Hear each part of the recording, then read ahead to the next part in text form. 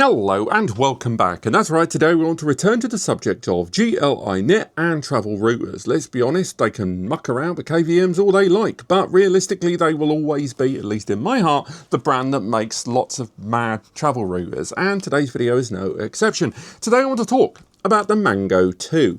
The Mango 2, although it is a sequel to a pre-existing series from the brand, this is a very compact, small-scale, easy and portable, low-powered travel router. Now, does that sound familiar? It should do, because of this. This is the UniFi travel router.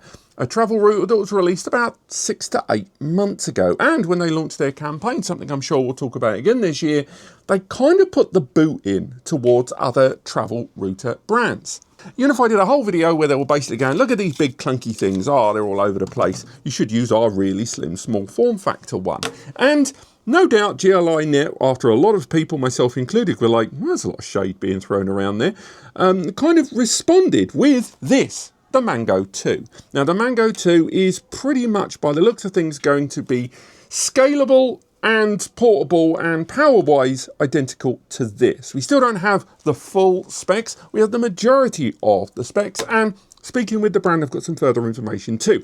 So let's get it out of the way. A number of you are probably going to be watching this wondering, okay, well, just how powerful is it? I remember these two devices. I remember just how capable the Slate series was and the Beryl series. Well, set your expectations way lower than that. So the specs I've got confirmed so far are as follows. The first one, strap yourselves in, is that this is going to be Wi-Fi 5. Not Wi-Fi 6, not Wi-Fi 7, they got plenty of them.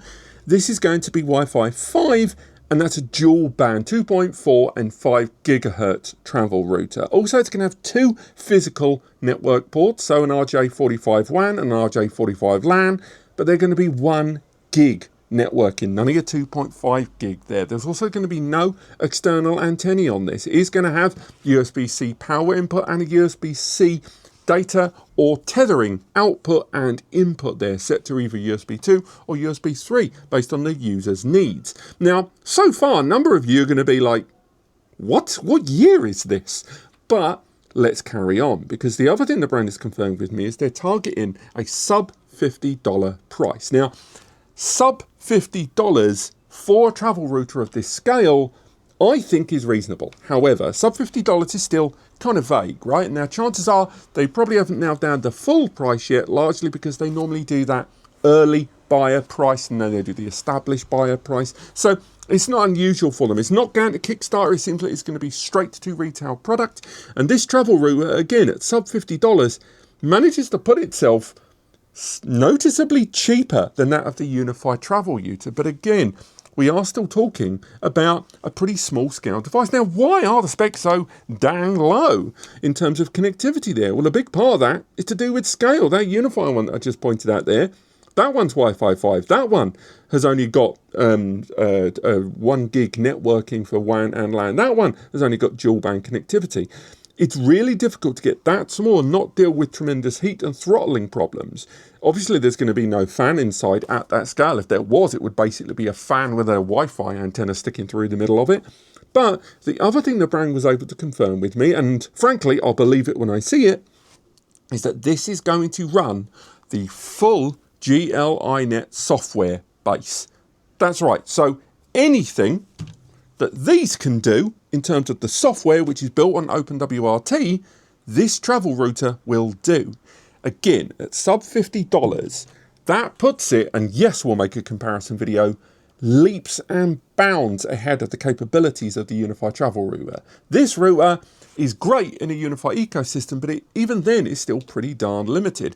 Whereas this device, if it can deliver what they are saying, and we're still waiting to hear the CPU, still waiting to hear the RAM, 100% confirmed, although I've heard bits and bobs, I'm not going to quote it here in case it is wrong, definitely would put it leaps and bounds ahead of anything else. The software that UniFi, that Gl.iNet's travel routers arrive with is comparable to that of any desktop router in home or prosumer environments. And as long as you can run all of those apps and services, from failover to the parental controls to the remote level access to the priority of service, quality of service, being able to assign individual SSIDs, creating NAS storage via the USB connectivity there, as well as adding USB SIM dongles, being all the analytical tools, all the VPN tools, all of that, that's all genuinely being integrated into such a compact travel router that they're telling me is going to weigh 100 grams? That is insane.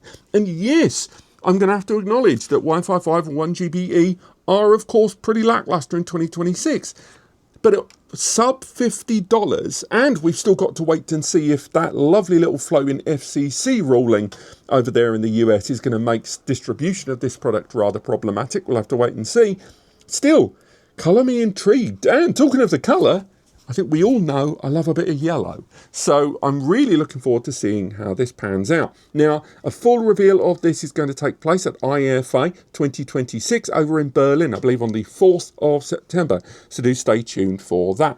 But thank you so much for watching. I hope you've enjoyed this video. Let me know what you guys think. Do you think this is reasonable at this price? Or is your expectations for it at that price tag, is it still sounding less than it should be? Again, 2026 hardware pricing, right?